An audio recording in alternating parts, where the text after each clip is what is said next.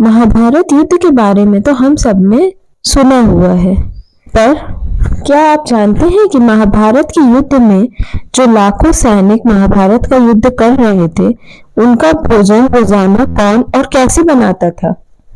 तो चलिए आज इसके बारे में विस्तार से जानते हैं।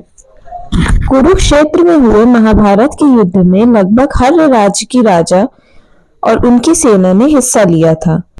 इसमें कुछ ऐसे भी थे जो इस जंग में जाने से पीछे हट गए। लाखों की तादाद में सैनिक रोजाना सुबह से शाम तक युद्ध किया करते थे। शाम को युद्ध विराम के बाद कौरवों और पांडवों दोनों पक्षों के लोग साथ भोजन करते थे। इस युद्ध में एक राजा ऐसा भी था जिसने मैदान में नहीं बल्कि रसोई में रहकर अपनी अहम भूमिका निभाई थी और रोजाना सैनिकों का पेट भरा था।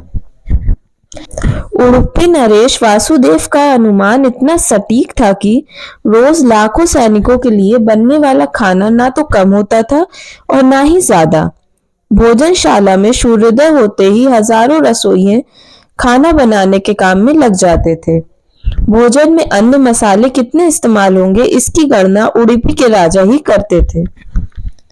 उडुपी के राजा युद्ध में किसी भी पक्ष के खिलाफ नहीं लड़ना चाहते थे, इसलिए श्री कृष्ण के बताए सुझाव पर उन्होंने भोजन बनाने और खिलाने की सेवा को चुना।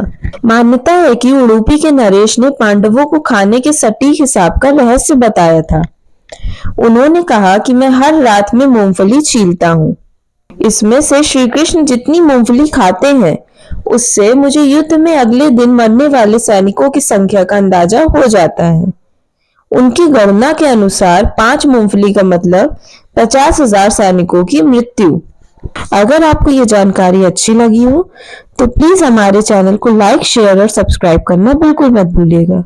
धन्यवाद।